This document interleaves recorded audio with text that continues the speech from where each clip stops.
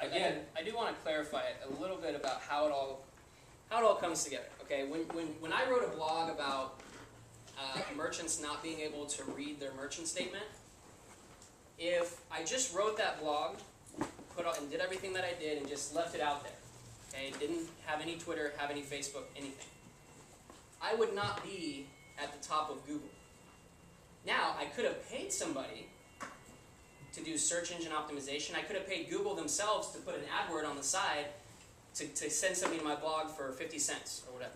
Those are pay-per-click. Okay? But we're showing up in the organic search results. For merchant statement, we're on page 1. For read my merchant statement, how do I read my merchant statement? There's thousands of searches every single month. And we're getting visitors, unique visitors. Even when we don't tweet out anything to link to our blog, we're getting 100 unique visitors, 500 hits a day, because we built up those organic listings. My blog shows up as number 1 for 15 different keywords, not because I wrote the blog and did it well, but because I wrote the blog, did it well, and then tweeted about it every single day for a week straight.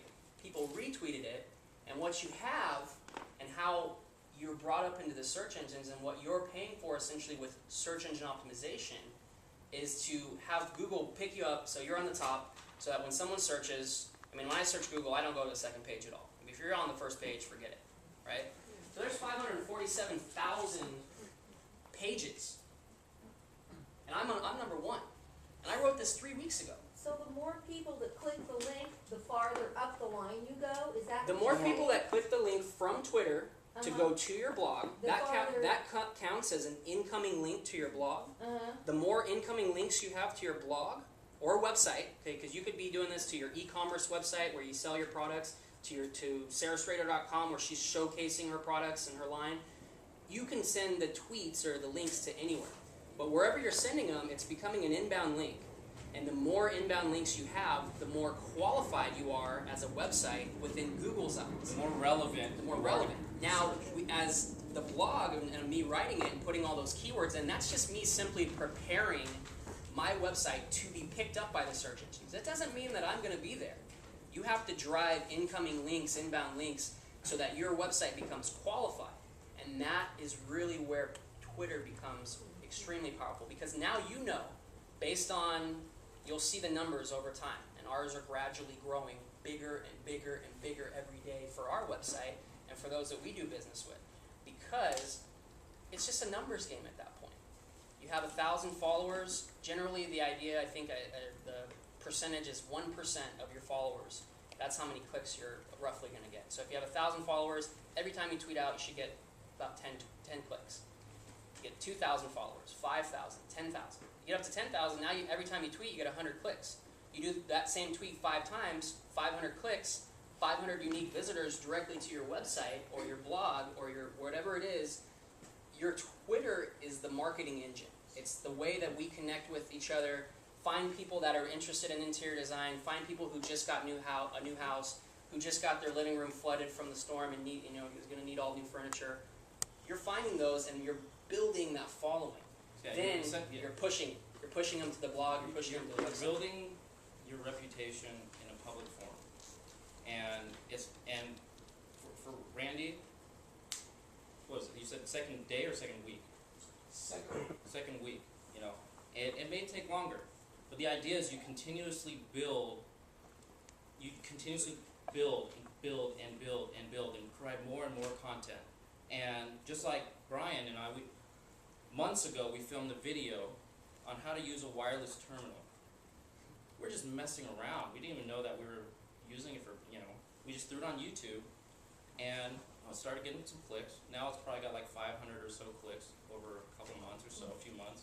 And now he's getting phone calls out of nowhere from this YouTube. And we're not putting it on a blog, we're not even putting it on Twitter. So it's just, it will build slowly or build however quick based on how much time that you spend. So I think we've spent a good amount of time confusing you a little bit, but we'd like to clarify that and really open it up to questions and get hammered down what we're looking to do. Obviously, we want to share what we can with you about social media to get you interested in getting started. But the biggest thing, and I think the biggest thing that you all need to know and understand to have the motivation to get going is really grasping the fundamental shift in the way we communicate, just like you saw in that quick video. It's no longer a one-way broadcast. You know, social media has brought it so it's the consumers now are the ones that, consumers and business owners are the ones that are creating the content that are going onto these websites. So, in the folder, there's a sheet right here. It's super simple, and we try to make it as simple as possible so that you can go home and sign up for your Twitter account now, right away, okay? And you can take a look at it. We have the link for every single one.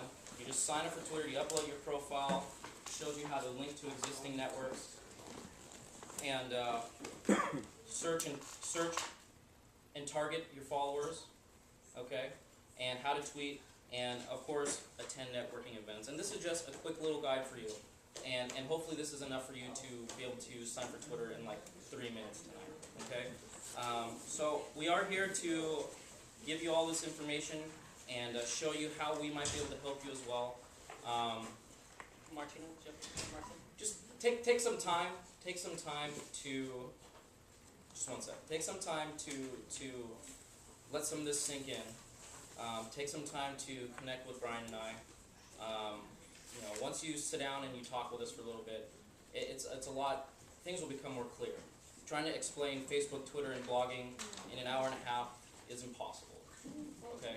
And we try to touch more on Twitter because Twitter is push, Facebook is pull, and what's marketing is. There's a lot of things that you can do with it, and we want to wrap up. You know, we've already gone over. I know people are leaving. We want to be respectful of your time, and we do thank you for coming.